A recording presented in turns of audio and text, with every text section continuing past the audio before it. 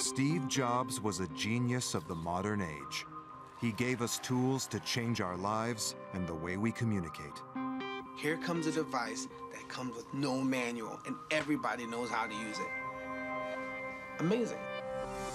They weren't just hits in the sense they sold well, but they actually changed the whole nature of technology and caused everyone else to follow them. This intimate portrait is a revealing insight into Steve Jobs' life. Andy Warhol gets down on his hands and knees. Steve showing him how to use the mouse. His career.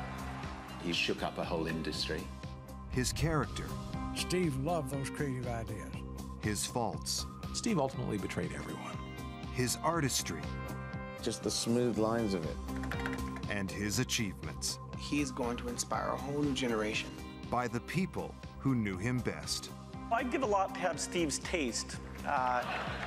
If he needed you, he was your best friend, and he would seduce you. When I was having a hard time, would be on the phone, would drive up from Silicon Valley, take me out to dinner and hang out and take walks with me. And he turned on me, total street bully, in my face, scream. And I went crazy. I'd never been there. I don't ever want to be there again. How much fun we had how much fun we had in those days doing things together. But you lose it. You can't ever go back. And just have those conversations that make us both smile. Through their eyes, we reveal what made him the man who always gave us. Now there's one more thing.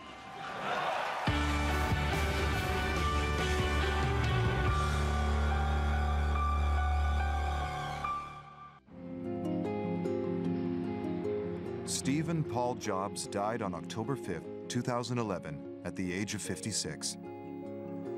A life cut short in its creative prime by cancer. His death was not a surprise, and yet its impact reverberated around the world.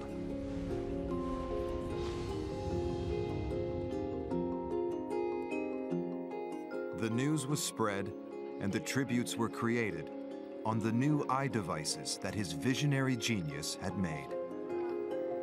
His is a success story that could only have happened in the USA.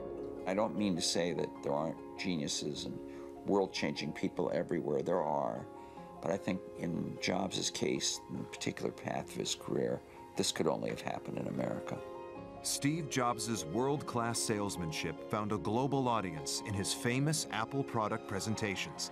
He always had one more thing to announce. Everyone thinks, wow, that's so much. And wow, we got one more thing. And then you put your biggest thing at the end, because it'll tip it. It's good showmanship, really. Tragically, that one more thing has now become one last thing. The news that Steve Jobs had finally logged out made headlines everywhere. This man really had changed the world.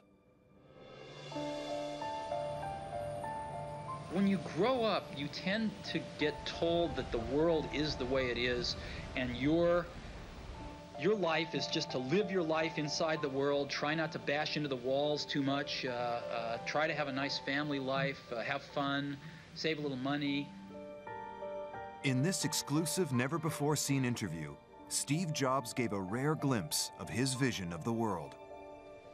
That's a very limited life. Life can be much broader once you discover one simple fact, and that is everything around you that you call life was made up by people that were no smarter than you. And you can change it. You can influence it. You can build your own things that other people can use. Once you learn that, you'll never be the same again. In the Los Altos suburb of San Francisco, California, just about everybody was an engineer or worked in electronics. A childhood spent here in the future Silicon Valley was the first key lucky break in Steve Jobs' young life. His closest childhood friend was Bill Fernandez.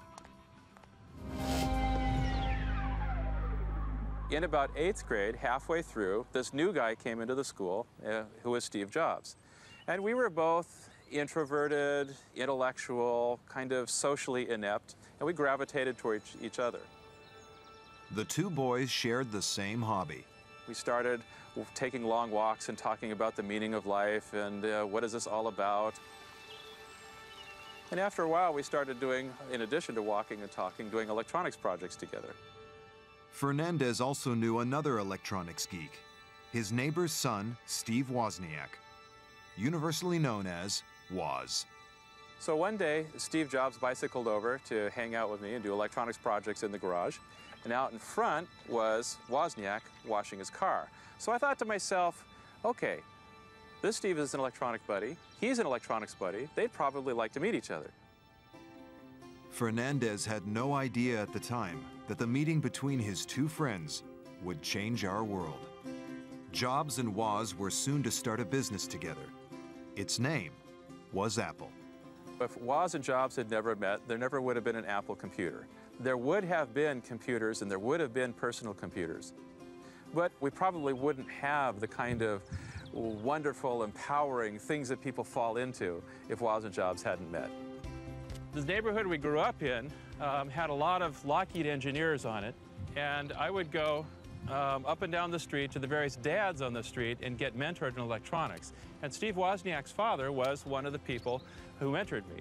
As Jobs and I were walking over, I noticed Woz out washing his car. And I said, hey, Woz, come over and meet Steve. So Steve meets Steve. And this is where it happened, basically right here. Woz and Jobs became inseparable friends, but their first venture was not a computer. The pair developed an electronics kit mimicking telephone router codes to make free calls around the world. You know, when you make a long-distance phone call in the background, you hear doo-doo-doo-doo-doo-doo. Those are the telephone computers actually signaling each other, sending information to each other to set up your call. And there used to be a way to fool the entire telephone system into thinking you were a telephone computer. You could, call from a payphone, go to White Plains, New York, take a satellite to Europe, take a cable to Turkey, come back to Los Angeles, and you go around the world 3 or 4 times and call the payphone next door and shout in the phone, and be about 30 seconds and come out the other phone. The pair moved on from phone jacking for fun to creating computers, building the prototype of the very first Apple. It's a fond memory for Steve Wozniak.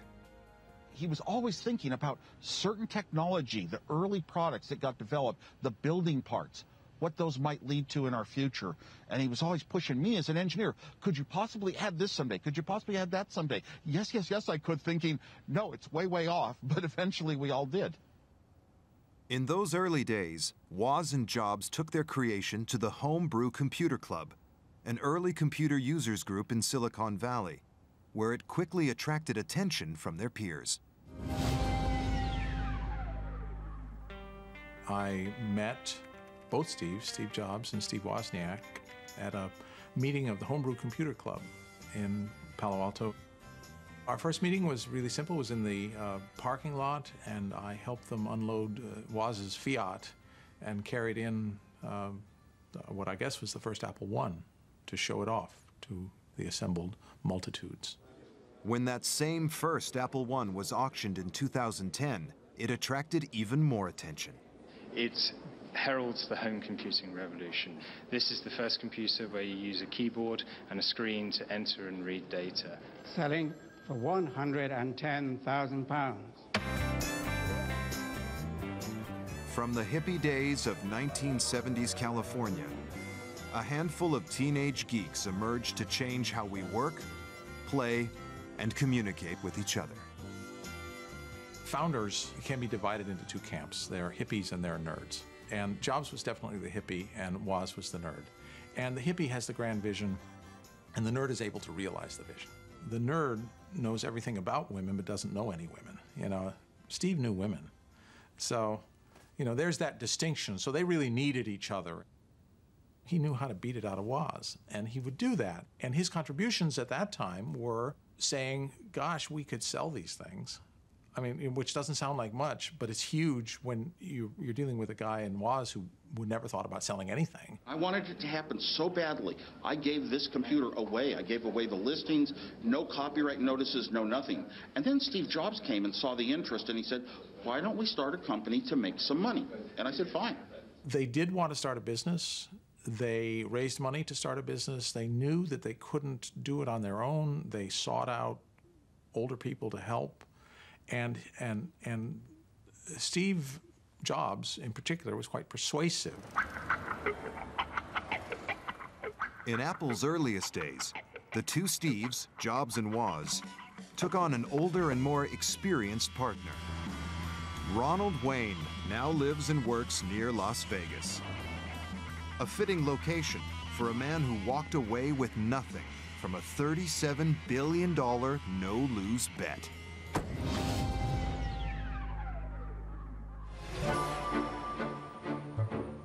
Wayne was invited to discuss a business proposal with Jobs and Woz.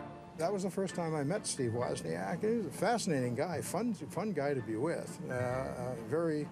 Not only a fun guy to be with, the most gracious man I've ever met in my life. As far as Wozniak was concerned, the world was a great big sandbox with a lot of toys to play with. But Ron's opinion of Steve Jobs was not so hot. I wouldn't put gracious in his description.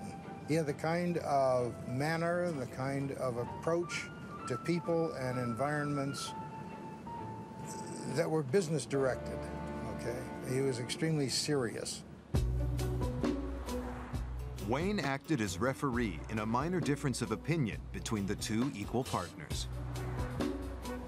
Well, Steve Jobs was so impressed with my diplomacy in that particular situation that he immediately came back and said, okay, what we're going to do is form a company with Woz and Jobs getting 45% each, and I would get 10% as a tiebreaker in the event of any philosophical disputes that might occur in the future. 10% of Apple today would be worth $37,631,420,312.42. But despite his share in the company, Ron was worried that working with Jobs and Woz might prove to be too stressful.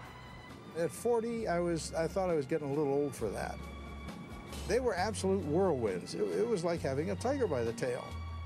So Ron decided to hand back his share for nothing and walk away, with no regrets.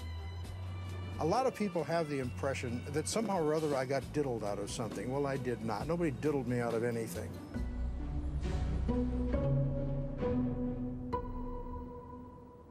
Wayne may not be bitter, but he wasn't the only early Apple employee who made a life decision most of us would regret. The funny thing is that Steve Jobs hired me, and he said he had hair just down to his waist at the time, and he as I recall, he only ate fruit, and he said we don't have very much loot, so we'd like to pay you in stock. I held out for the cash. When Steve Jobs first launched Apple, the computer industry meant mainframes and mini-computers. Huge devices sat in air-conditioned rooms, and users worked on terminals. It wasn't a personal experience. The Apple II was the first computer that looked like a consumer electronic device. It was actually designed, and they thought about the user experience in that it was intended really to be used by a single person in some interactive way that was enjoyable to the user. Different. Steve always thought much more broadly than just technology. He was certainly a techno-visionary, but the key to his greatness is to see how broad he thought. He was obsessed with design, with elegant design, and he was obsessed with the overall experience of technology and the idea of creativity generally. So somehow he was able to bring these things together and create technology that made people's eyes light up. I wait 8 hours in a line, and I'm hungry, and everything you imagine, but I'm happy. I'm with my iPad and really, really, really happy now. Jobs drew on a diverse range of influences to feed his creativity, including a class he dropped into at college in Portland, Oregon in the early 70s. Reed College has one of the best calligraphy courses in the U.S. His teacher had a major impact on his aesthetic and the clean lines of his products.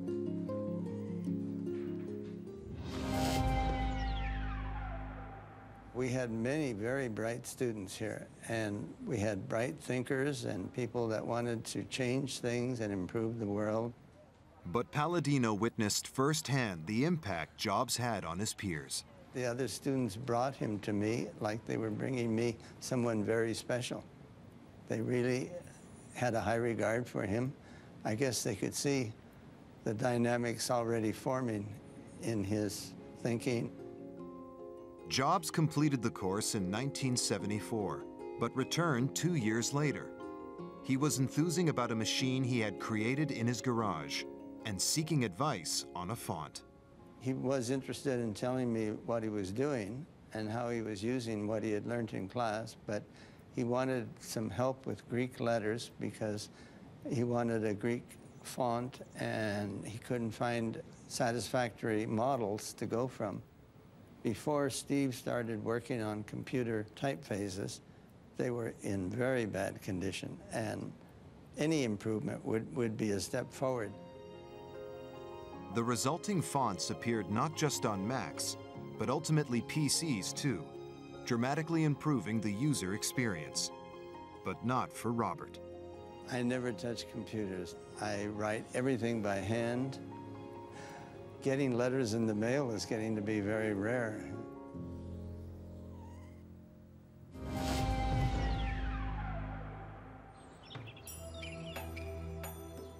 Dropping out of college, Jobs went on the hippie trail, traveling to India and studying Buddhism. This also had an impact on his work at Apple. I first met Steve in 1975. He had recently returned from India. He's way ahead of his time. He wasn't the typical teenager. He asked questions that were a lot more serious than the normal 20-year-old. He was looking to understand the true nature of things, and I think he came to the Zen Center to continue his search. Steve was very much taken with Zen Buddhism. Zen represents the relationship between things of the world. In Zen, it's expressed in art. You see it in flower arranging, ikebana, you see it in calligraphy, you see it in artworks. Steve was very much taken with that, especially calligraphy. He noticed the way the lines and the spaces had a relationship. I think his genius was being able to take the principles of Zen and incorporate it into the products that came out of Apple. Jobs freely acknowledged how these outside influences had affected him. He was always trying to look for external references and external influences. And he'd talk about, his Mercedes was beautifully designed because those German guys were thinking beautiful thoughts, I guess. He loved aphorisms. Picasso said, good artists copy, great artists steal. And he loved to say that, and he's the guy who came up with something would be insanely great. What does that mean? Much of what Apple did was built on the efforts of others. A 1979 deal gave him access to Xerox technology. One thing blew him away, a prototype mouse. He gave his own team orders to make one, only better.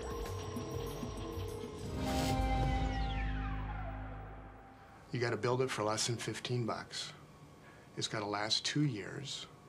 I want it to work on the desktop, a normal Formica desktop. And I also want to be able to use it on my jeans. As I left the meeting, headed out to my car, I was thinking, does this really make sense? Is Steve crazy, or is there something here? If Steve wanted something, his team just had to innovate. So for Dean, that meant a trip to the drugstore.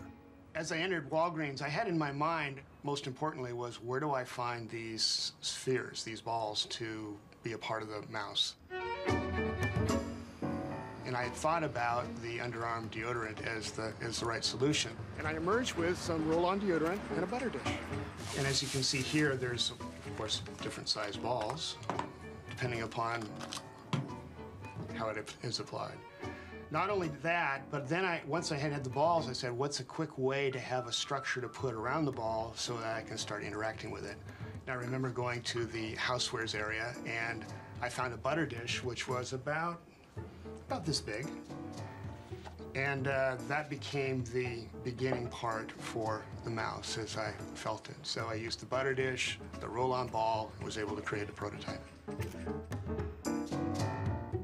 It's hard to believe that in a design so small as something that fits in your hand, there could be much controversy around it. But it turns out there was one major controversy, which was how many buttons should there be?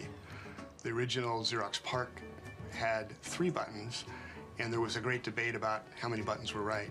And Steve always had the notion of simplicity.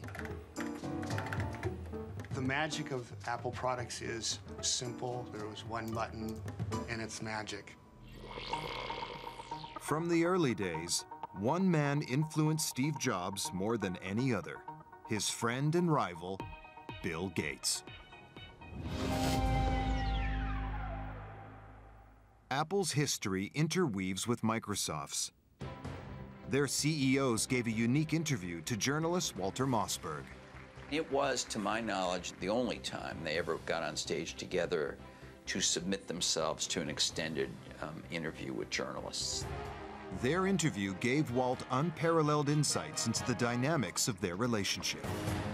But then there was a floating From the start, Gates was overshadowed by the more polished, confident Jobs.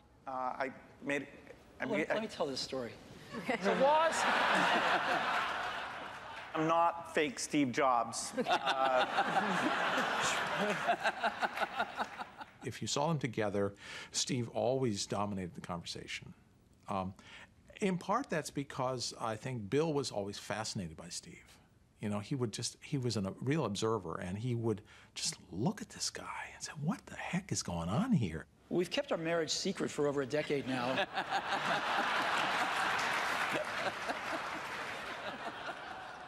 He admired Steve for his ability to interface with people, connect with them, affect them. They were partners, for a long time. The very first Apple II computers had Microsoft software in them. But while the banter was good-natured, the rivalry between the two was deep-rooted. I personally can attest to having heard each of them say very nasty things about the other off the record and private over the years. I think the antipathy partly grew out of 2 things. On Jobs' side, he believed that Microsoft had stolen the basic ideas in the Mac. From the point of view of Gates, I think he found Jobs difficult to deal with. Steve is so known for his restraint. I think Gates felt that Jobs got more credit than he might have deserved as being the great technologist.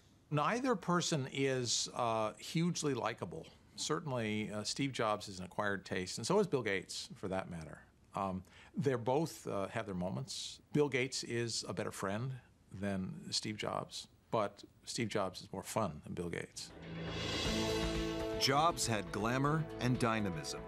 By the mid-1980s, he was one of the richest self-made men in America. He was just 29. People are going to bring them home over the weekend to work on something. Sunday morning, they're not going to be able to get their kids away from them, and maybe someday they'll even buy a second one to leave at home. Which made him a natural subject for Playboy. Interviewing Jobs was a unique experience for writer David Sheff. The phone rang one day, and it was not a PR person who called, but it was Jobs himself. And it really was an indication of the way that he did business and really continued to do business. Apple was very different. The second you walked in the door, you felt like you were in a completely new environment. The conference rooms, instead of number 103C, were called Da Vinci and Michelangelo and Picasso. And indeed, it was Picasso that I was escorted to see Jobs for the first time. As the two got to know each other, Sheff realized he had a front row seat on what was then an unimaginable technological future. Steve started drawing on a placemat. We went back and forth, and basically by the end of that constructed what looks exactly like an iPad. Steve said this machine, this small device as big as a book, would allow us to keep in touch with one another. It would replace the telephone and would replace bookstores. He saw it as a reader on this very small device and read it with editing capacity, note-taking capacity. I mean, he really envisioned the iPad almost 30 years ago. Jobs and Schiff quickly became close friends. Through sort of the late 60s and 70s in very similar ways, going through some of the counterculture, you know, being influenced by some of the Eastern mysticism, Buddhism, the LSD culture, Timothy Leary.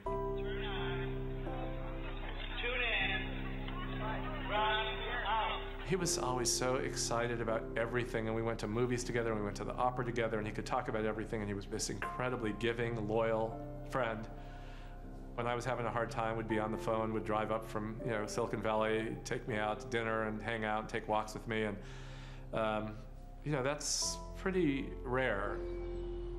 In 1984, they visited the home of Yoko Ono for the 9th birthday party of Sean, her son with John Lennon.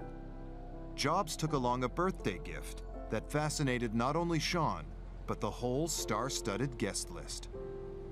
Steve opened it up, pulled out, you know, what was one of those first Macintoshes off the assembly line, set it up on the floor.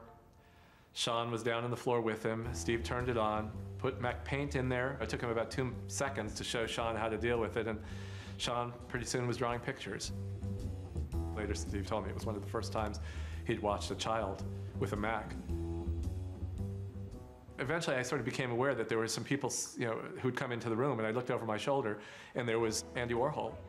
So there was this great moment that I'll never forget. You know, Andy Warhol gets down on his hands and knees with Sean on one side and Steve on the other side. I remember that Warhol would pick up the mouse and, you know, instead of gliding it along the floor, you know, the tiled floor in Sean's bedroom, he would sort of pick it up and was trying to figure out how to make it work. And Steve very patiently would sort of lower his hand down and say, no, you kind of push it along. So Andy sort of fooled around with it, and he was completely mesmerized. I mean, when he zoned in on something, the rest of the world disappeared, and that was what it was like watching Warhol in front of a Macintosh for the first time. And then, you know, he got this big smile on his face, and he looked up, he said, I drew a circle. And it was great. Life had been good for Steve Jobs. He was worth $1 million when he was 21. He was worth $10 million when he was 22. He was worth $100 million when he was 23 years old. So he knew nothing but success. And when you're 23 years old, you're worth $100 million, you are pretty damn full of yourself. And that's what Steve became. And so he had a huge ambition. But in 1985, at the age of 30, his charmed run of luck was about to come to an abrupt halt. Seeking someone to help run his rapidly expanding business, he hired in Pepsi executive John Sculley. President John Sculley admits Apple will be just another personal computer company unless Macintosh becomes an industry milestone in the next 100 days. There was kind of a love affair at the beginning. I mean, Steve really trusted him and really saw a kindred spirit, you know, someone who would help him build Apple. His love was Apple.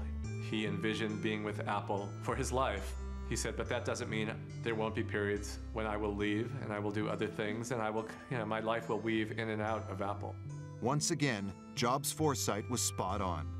2 years after Sculley arrived at Apple, the love affair turned sour as company profits faltered.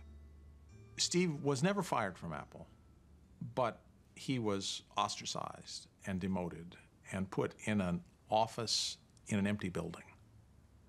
And after that, he resigned in 1985 and then immediately sold his more than 6 million shares. He was the largest single shareholder of Apple at the time, and sold his stock at a bad price, and didn't get as much money as he should have or could have had he done it smartly, but he was angry. He felt so betrayed, so angry, so disillusioned, that, you know, Sculley was, in his mind, at least part of, if not the ringleader in what he viewed as a coup, to remove him.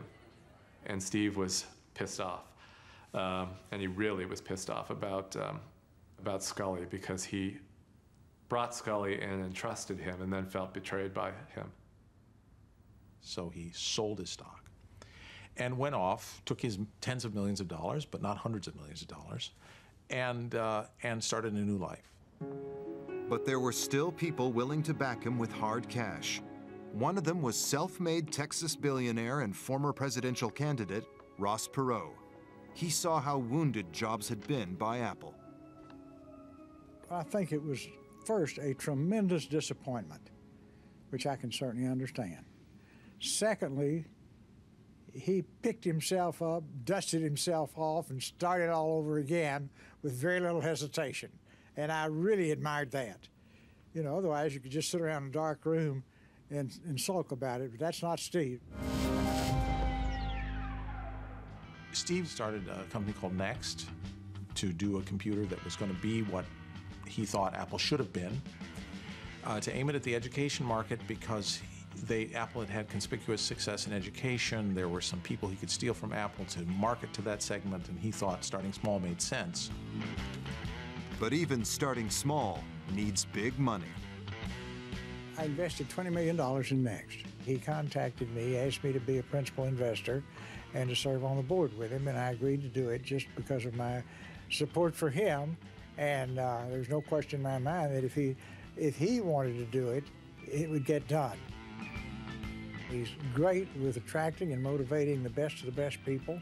He's great at encouraging them to be creative and come up with new ideas and not just be little robots, which many big companies just want you to be a little robot and do what you're told to do, and the last thing they want to hear from you is a creative idea. Steve loved those creative ideas, and that was a magic part of the success of Next. A new Steve Jobs was rising out of the ashes of the boardroom battle at Apple. And this time, he was ruthless. He invested $5 million capital in a corporation called Pixar.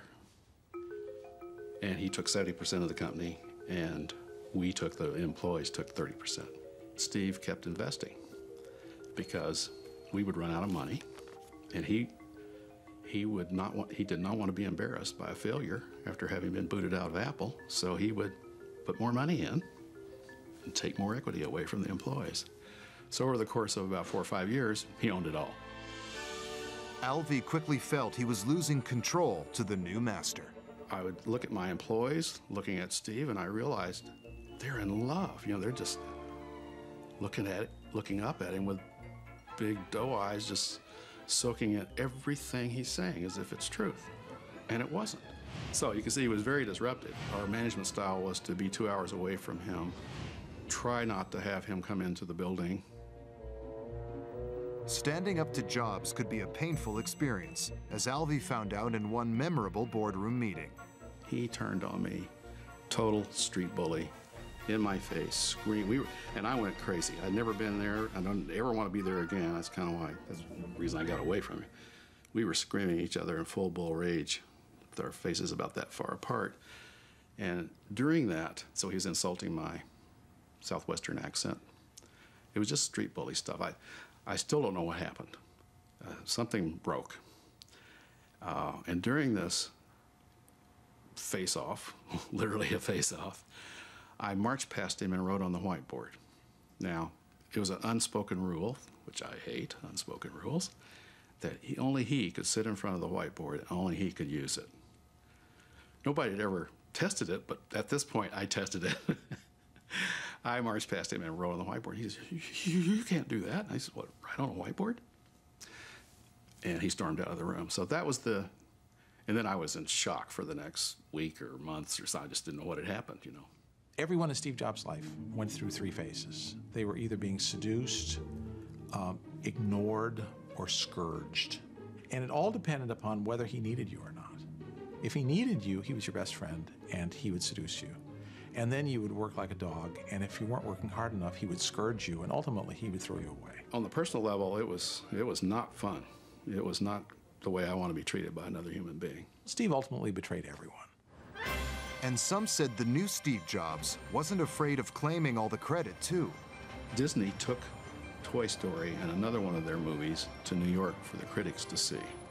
And the critics they didn't even look at the other movie. They just went nuts when they saw Toy Story. And they came back and basically told Steve that it was going to be a huge success. And that's the point when his ability to see something spectacular is about to happen. He just moved in and exploited that right to the hilt. And I must say, he did a great job. He became a billionaire from it. So Steve's genius is to move when he has a good idea. I don't think they are necessarily his ideas, but boy, does he know how to move and market them like crazy. He's the world's genius marketeer, including of his own self-image. But the best was yet to come for Jobs. Apple was in trouble. They wanted him back. They were begging him to come back because they knew he could fix it. And he did come back, and he fixed it, and the rest is history.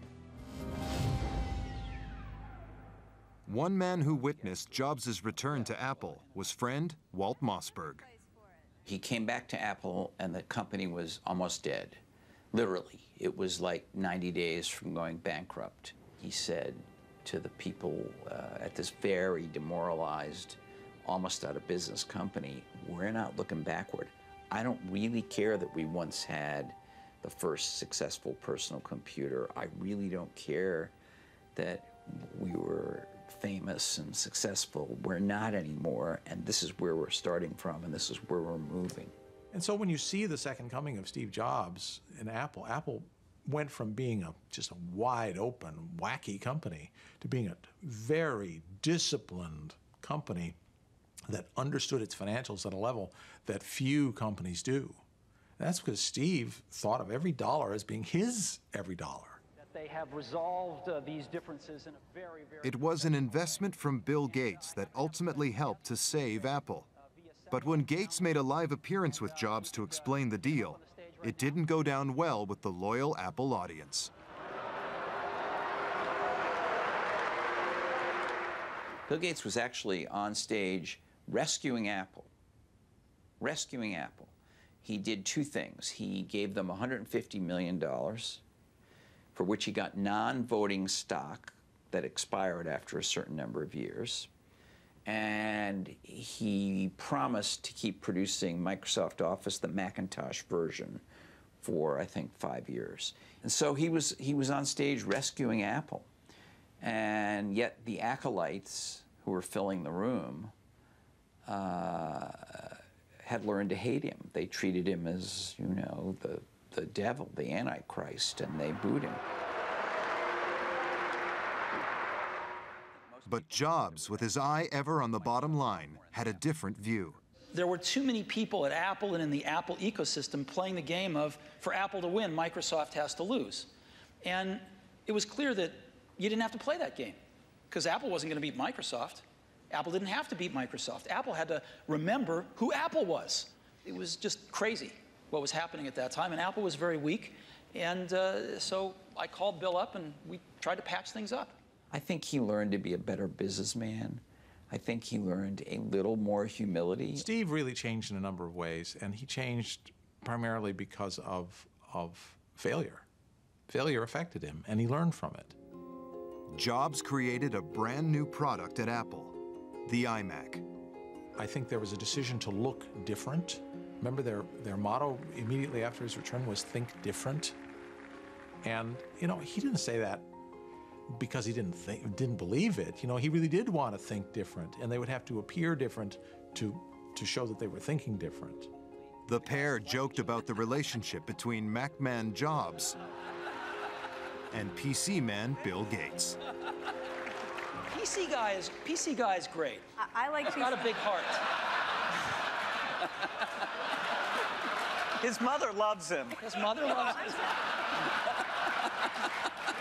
PC guy is what makes it all work, actually. Yeah. All right. It's worth thinking about. The truth about Bill Gates is a brilliant man who you could, and I did, have talked to for long periods about the future. He could think quite intelligently about the future, but the way Microsoft worked as a business was far more incremental than Apple. All the while, they were working on some big leap, and Microsoft tended to do the incremental stuff almost all the time.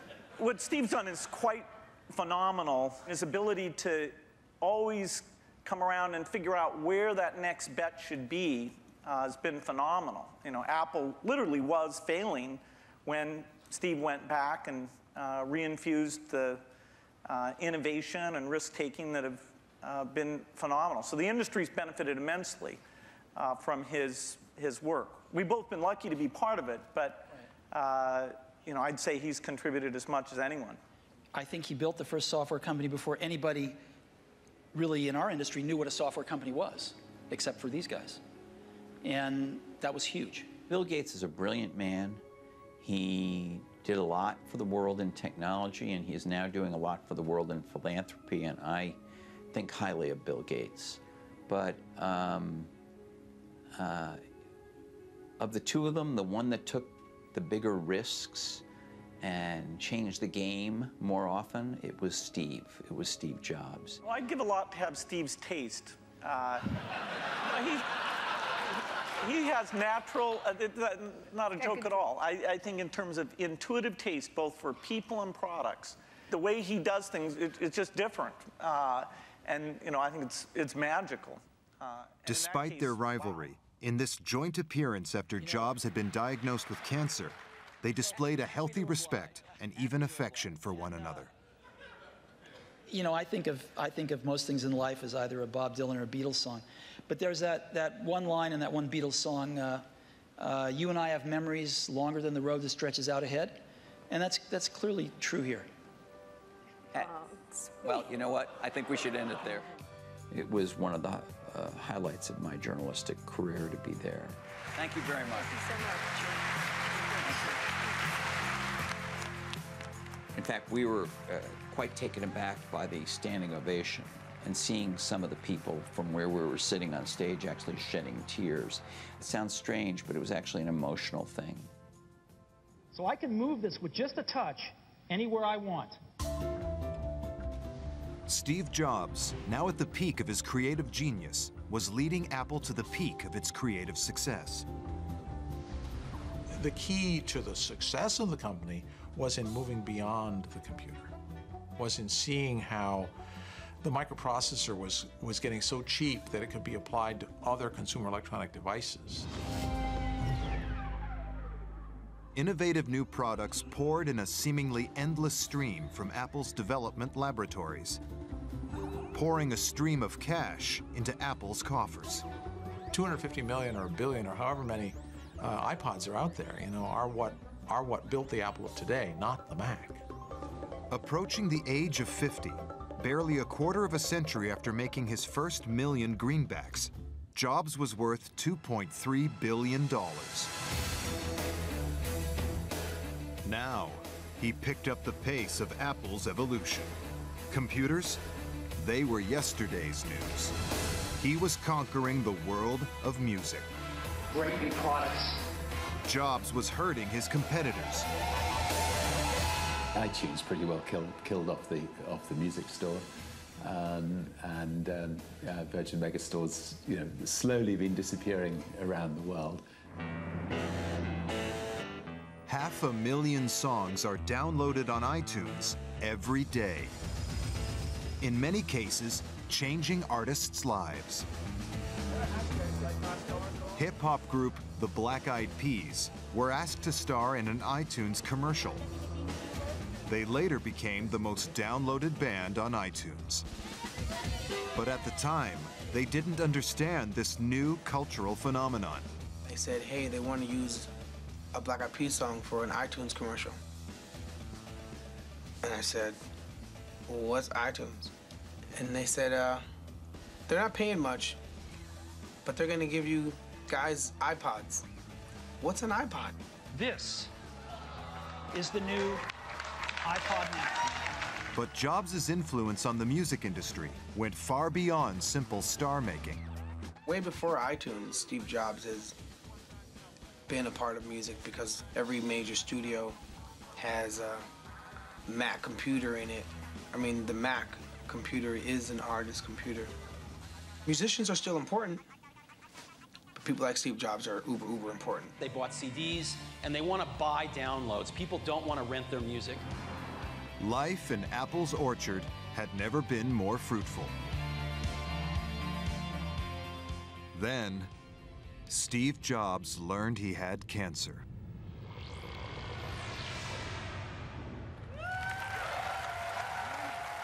A standing ovation for Apple CEO Steve Jobs as he greeted the public for the first time in more than a year.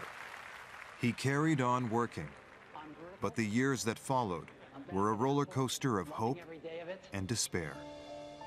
Most poignantly, he was asked what the next few years might hold. The future is long. The last few years have reminded me that life is fragile.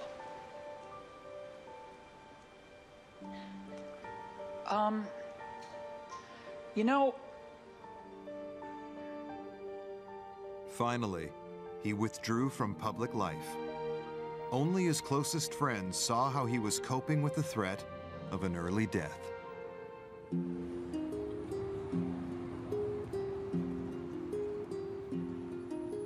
Steve Jobs loved to take walks. He did a lot of his thinking and his talking with his close friends, like Larry Ellison and a number of other people that he was friendly with in Silicon Valley. And he would go on these long walks, sometimes around Palo Alto, where he lived, and sometimes in other places. It just was his preferred method of thinking and daydreaming ideas with people. One day, I was out in Silicon Valley. He found out about it, and he conveyed to me that he would like me to come over to his house. This was just after his liver transplant, which, as we all know, is a very serious kind of thing that takes a lot of recovery. And he wanted me to come over and just talk about industry gossip in a way, or events that had gone on since he'd been kind of out of action. He was very frail. We talked about his health, and he talked about how he felt he was recovering. And in the middle of this, he said, let's go for a walk. And I said, really? Really? You're sure you want to go for a walk? We're about halfway to the neighborhood park, and he stops. You know, he wasn't like gasping for air or anything, but he was not a well-looking man. And I said, Steve, why don't we go back to the house? And he smiled or chuckled, and he said, no, we're not going back to the house. I just need a minute, and then we're going to go on to the park, because that's my goal. I set a goal every day, and my goal now is to get to this park. I said, you're sure? And he said, yeah.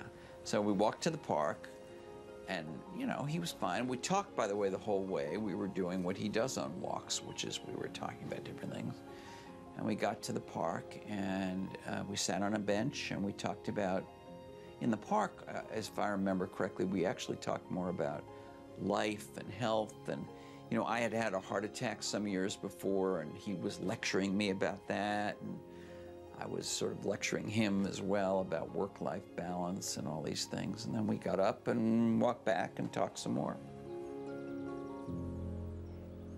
And the last thing he said to me was, you know, Walt, you and I have been through lots of adventures over the last 15 years, and we're going to have some more adventures to come. We never did.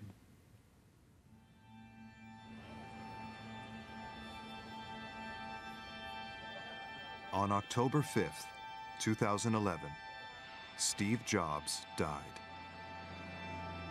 The next day, his closest friend and colleague, Steve Wozniak, paid his own tribute. I'm going to miss the chance to go to him and just sit down and share, you know, just person to person,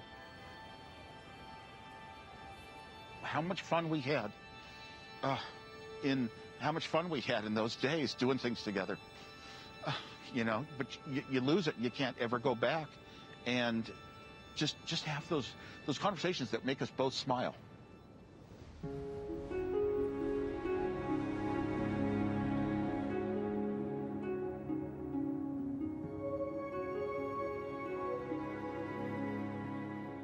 As the world mourned, The most fitting tribute came from one of Steve Jobs' young fans. 19-year-old Hong Kong-based design student Jonathan Mac Long created an image on his Mac that went viral around the world.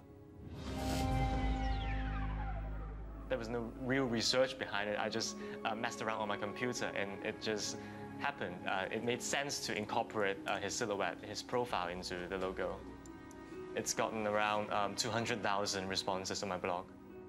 Some people have said to me that the logo actually made them cry, and I thought it was a really strong reaction to have, but it made sense because, you know, Steve Jobs had such a big impact on our world. He wasn't just a person who made all these great gadgets. He actually changed the way that we communicate. When you grow up, you tend to get told that the world is the way it is, and your life is just to live your life inside the world, try not to bash into the walls too much, try to have a nice family life, have fun, save a little money. How amazing is it that we live in an era where his legacy will transform people's lives and experiences of technology for the foreseeable future. This single individual gave us the original Apple and the Macintosh and Pixar, you know, and the iPod and the iPhone, iPad. I mean, that is astonishing. Steve Jobs created the most respected brand in the world, and you know, shook up a whole industry, and he did it with a lot of panache and style, and you know, great respect for him for it. Life can be much broader once you discover one simple fact, and that is everything around you that you call life was made up by people that were no smarter than you. The facts are the story of his life, the story of his successes, the story of his achievements, the stories of the great things he did for other people continue to go on because that's good for our country, it's good for the nation, it's good for the world, and it's also good for the people. Of course, that's what it's all about. I think the world will miss Steve Jobs. He took stuff to a new place, and I do identify with that. It's exciting when you do that, so I do find the excitement of that. And he also made things that were beautiful, great to touch, great to hold, and good to look at, in different colors. The minute that you understand that you can poke life and actually something will, you know, if you push in, something will pop out the other side, that you can change it, you can mold it, that's maybe the most important thing.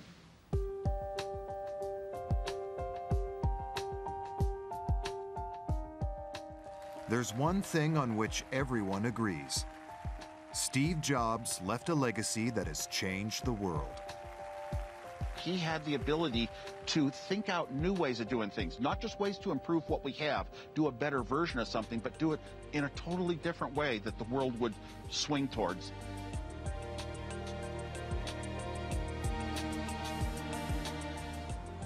And so we fall in love with Steve, because he gave us these toys that were not only fun, but really useful.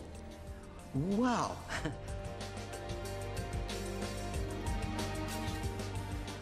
It's upended industry after industry. It's forced everyone else to follow in his path, and it has touched billions of people. He will be regarded as the person who unlocked the creativity of a whole generation. He's changed the way we look at computers, phones, how we share, interact. He is going to inspire a whole new generation. A 5-year-old 20 years from now is going to create and design and invent and define a world totally different than the way we see it now. And it's going to be because of Steve Jobs. Even then, he had this ability to bridge a very intellectual world of high technology with something that everyone could relate to.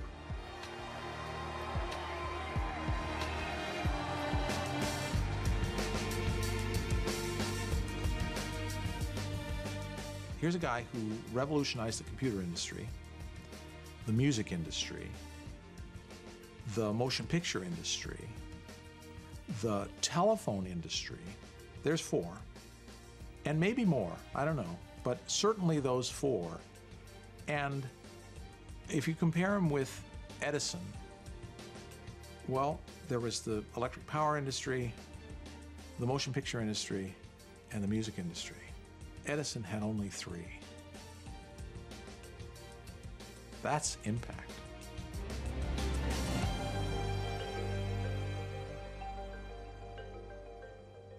To find out more about Steve Jobs and watch the program again online, go to pbs.org.